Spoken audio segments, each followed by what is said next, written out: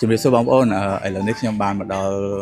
ខាងប្រាសាទអង្គរតូចបងប្អូនខាងក្រោយខ្នងខ្ញុំនេះគឺជាអាស្រមរបស់លោកតារាជ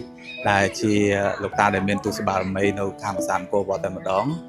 សម្រាប់ភ្ញៀវនិង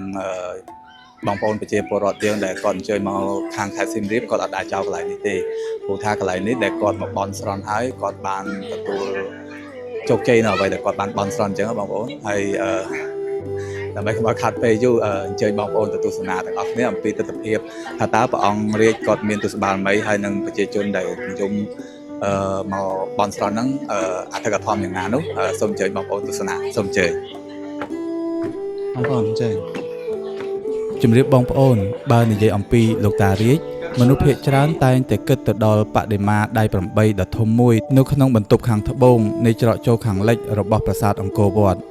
អ្នកស្រុកដើមនៅក្នុងតំបន់អង្គរតែងតែគោរពបដិមានេះយ៉ាងខ្ជាប់ខ្ជួននិងមានជំនឿថាជាអ្នកតាដ៏មានឫទ្ធិគ្រប់គ្រងក្នុងបរិវេណប្រាសាទអង្គរវត្តជាពិសេសនៅប្រចាំទិសខាងលិចឬខ្លងទ្វារចូលខាងលិច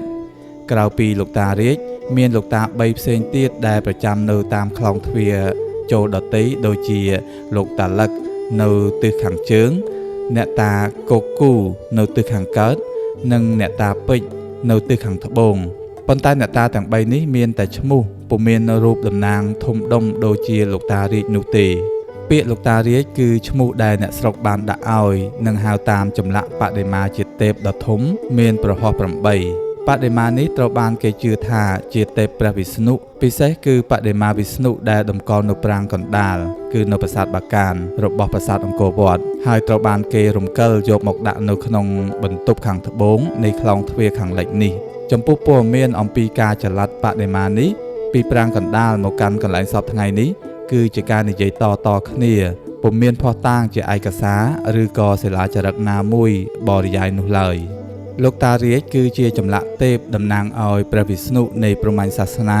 ដែលមានប្រហោះ8រចនាបថបាយ័នកម្ពស់ជិត4ម៉ែត្រឆ្លាក់អំពីថ្មមួយដុំតម្កល់ទុកនៅច្រកចូលទិសខាងលិចនៃប្រាសាទអង្គរវត្តភាពល្បីល្បាញនៃឫទ្ធានុភាពដ៏អស្ចារ្យនៃអាទិទេពនេះត្រូវបានព្រះមហាក្សត្រខ្មែរនិងប្រជាជនខ្មែរតាំងពីបុរាណរហូតមកដល់បច្ចុប្បន្ននេះគោរពបូជានិងមានជំនឿដ៏មុតមាំនឹងភាពស័ក្តិសិទ្ធិរបស់ព្រះអង្គហើយចាត់ទុកជាស្ដេចទេពដ៏ខ្ពង់ខ្ពស់បំផុតដែលថែរក្សាប្រាសាទអង្គរវត្តរហូតមកដល់សព្វថ្ងៃនេះបងប្អូនខ្ញុំមកដល់ទីនេះក៏ដើម្បីគោរពនិងដើម្បីចែករំលែកជូនដល់បងប្អូនឲ្យបានឃើញដែរអំពីទស្សនវិជ្ជាផ្ទាល់របស់បងប្អូនប្រជាពលរដ្ឋខ្មែរយើងដែលរស់នៅខេត្តសៀមរាបនិងទូទាំងប្រទេសដែលតែងតែមកគោរពនិងបូជាហើយយើងមានជំនឿថានៅពេលដែលមានបញ្ហាយើងតែងតែមកគោរពបូជាដើម្បីសុំពរជ័យសុំចិត្តជ្រះថ្លានេះគឺជាសម្ដីរបស់បងប្អូនប្រជាពលរដ្ឋខ្មែរយើងដែលគាត់តែងតែមកគោរពបូជានឹងលោកតារាជនៅទីនេះ